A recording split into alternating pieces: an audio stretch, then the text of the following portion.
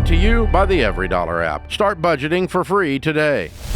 First, I appreciate you guys, putting me on. But I wanted to just kind of, put my situation out there. In 2020, I'm a small business owner. In 2020, we had a great year. We're a fence installation company.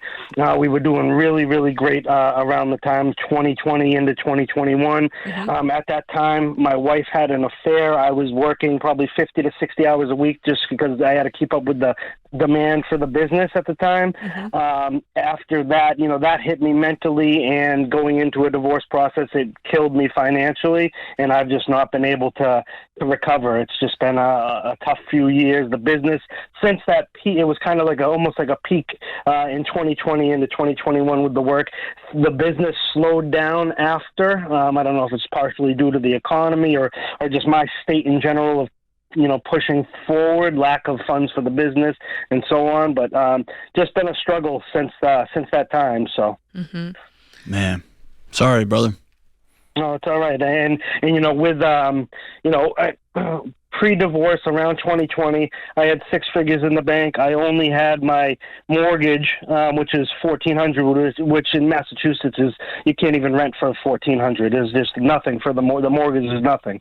At the time, it was $1,250, but during the divorce, I had to refinance, so it went up to almost $1,500.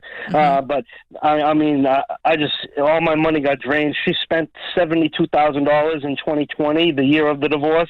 She just kind of drained the accounts and left me with that. And then the tax liability, I got into I'm in huge tax troubles. I owe six figures to the government, and then $30,000 to the state, and I'm just kind of lost. Well,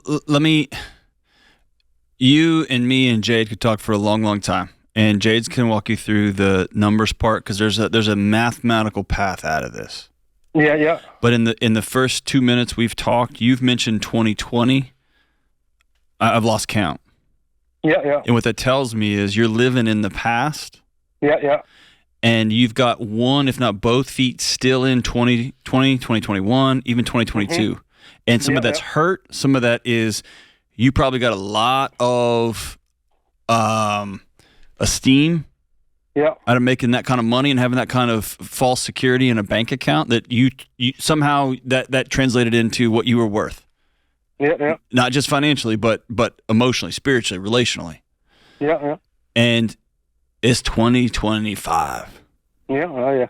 And so you won't get one step of healing moving forward until you decide to not mention your ex-wife again. She's gone, man.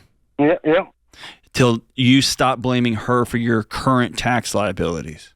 Until you say, okay, I'm going to stand up in 2025. I'm clearly good at what I do. I've been successful in the past. I will be successful again in the future. And I've got a mess I got to clean up. Yeah. You get what I'm saying? No, definitely. And there's a whole nother part of this, which is like I'm trying to push through. I got two young children, 5 and 6 years old, and I'm with them 60% of the time, paying the $400 a week in support. It's just kind of it is what it is. It is what it is. I don't have an issue with the support.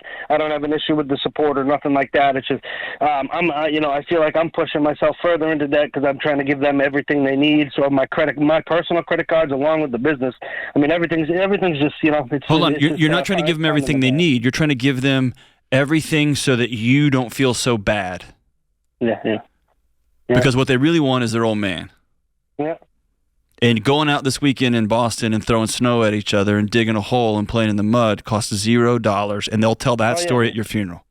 Yeah. So again, don't blame them for your debt problems. Yeah. It sucks. It is what it is. Yeah. You got taken to the cleaners in court. You did. And now it's 2025. Yeah. So my question to you is direct, and this is just me talking to a man that I love, okay? Is 2025 going to be the year that you say, enough, I'm going to look in the mirror and I'm going to take ownership of this stuff and get it knocked out? Yeah. Is this the year? Because if not, then we can take another call. Yeah, because can I ask a fair question? I think is fair.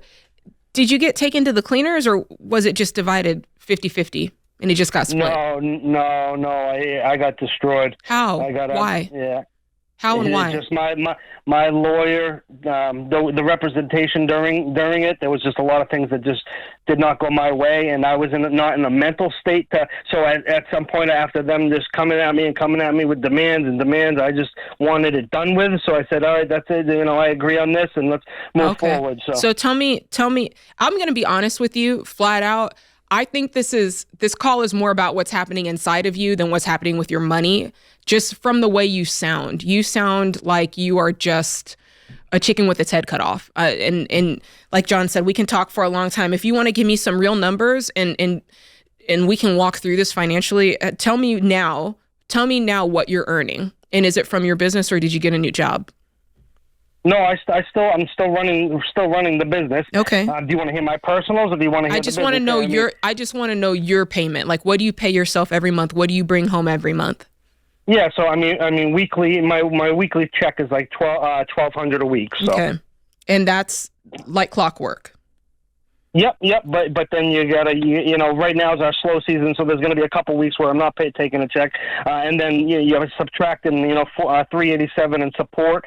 And that's I just want to know your money. I want to know what does Nick bring home? Does he bring home $4,800 a month? Is that right?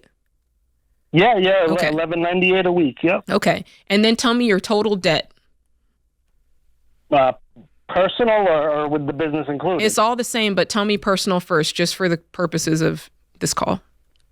Yep. So I got the vehicle, the home, and about $8,000 in credit card debt. So. Okay. So credit cards are $8,000. How much on the car? $20,000 owed. Okay. And the house?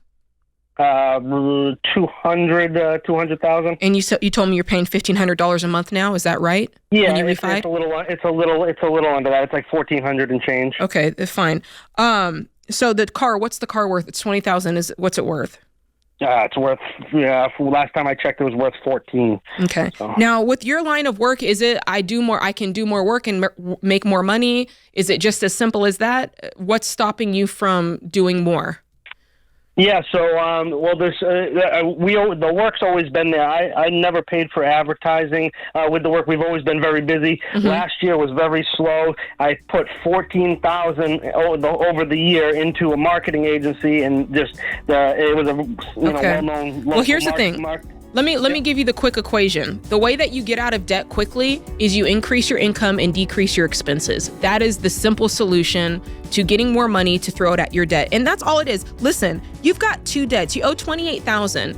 I know that you lost a lot of money in this process, but the truth is right now, your debt isn't all that scary. If you called in here telling me you had $500,000, and maybe with the business it is that much, but let's focus on that quote, personal debt first, use the debt snowball and pay it off, and then you can call in again and let's talk about this business and if it's worth keeping. This is The Ramsey Show. Create your free every dollar budget today, the simplest way to budget for your life.